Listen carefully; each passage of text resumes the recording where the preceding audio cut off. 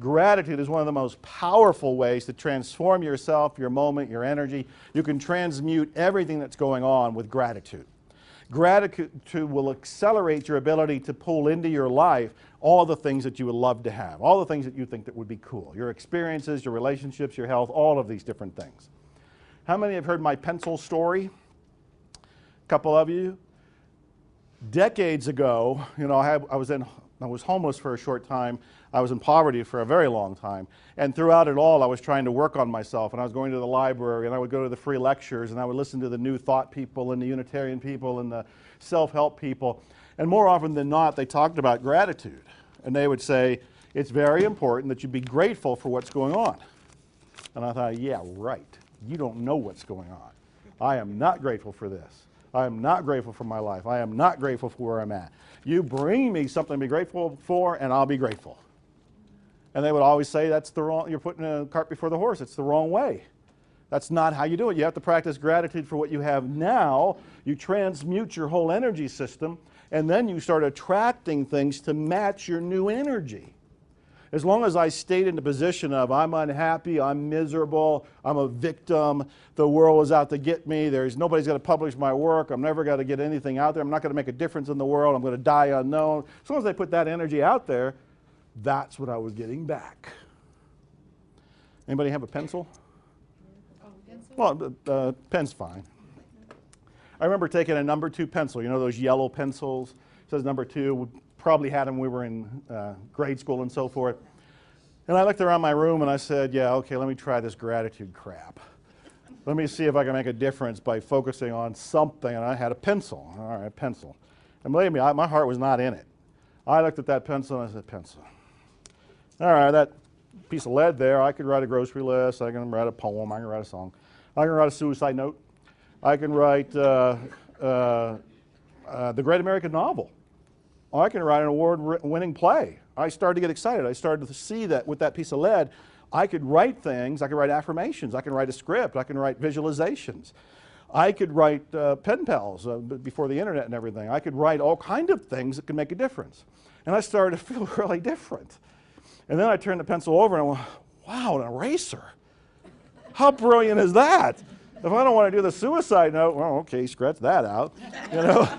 If I not want to write something or buy something at the store or whatever, I just erase it. I thought, what an incredible invention. It's really just a twig. It's a stick. And somebody put lead on one side and an eraser, a piece of rubber on the other side, and now we can change the world. And in fact, many people did change the world with a pencil because when they were writing, the Mark Twains of the world and Harriet Beecher Stowe, and they wrote books that transformed people, they didn't have computers. They were doing it longhand. Some had pen and ink and all of that. But I started to realize this pencil is a work of genius, and thank God for the pencil. Every time I feel that story, I change internally. My energy goes up, I feel happier, I'm zinging, I'm just plugged myself into an electrical outlet. Do you feel that, just hearing this? And that's a guy who didn't have a job, who wasn't published, who wasn't known, who was sitting in a room in a house where the toilet was in the same room, paying a couple $100s a month. When the car broke down, my whole life fell apart because I didn't know how to pay for anything. This was deep struggle. I was married at the time, and she was struggling just as much with me, and we were unhappy, all of that. But I found a pencil, and I found gratitude for the pencil, and that pencil opened the door for me to look around and go, wow, I got a roof over my head. There's a lot, when I say a lot, I mean there's unimaginable amount of people that don't. I got a refrigerator, there's some food in the refrigerator. A whole lot of people don't have the refrigerator. I don't have a room for the refrigerator. And I have learned that the more you are grateful for your moments, the better the moments that come next, the more enriched they are, the more your dreams and those things that you wanted to, that you thought would be so cool, accelerate to come into your life. Keep in mind, when I did the pencil thing and I'm unknown, it opened the door for me. Today, more often than not, I get in my hot tub on my Texas property and I look at the sky and I'm saying, thank you, thank you, thank you. But I'm living the lifestyle of one of the rich and famous. Why? From a pencil. Because I'm practicing gratitude. And I'm still practicing gratitude today. Whether it's in the hot tub or as I go about my day, I look around just to say thank you. Thank you for the coffee. Thank you for Prosper is incredible, aren't they? Give them a round of applause. Prosper is just amazing. Yeah. Grateful for Prosper. Grateful for my life.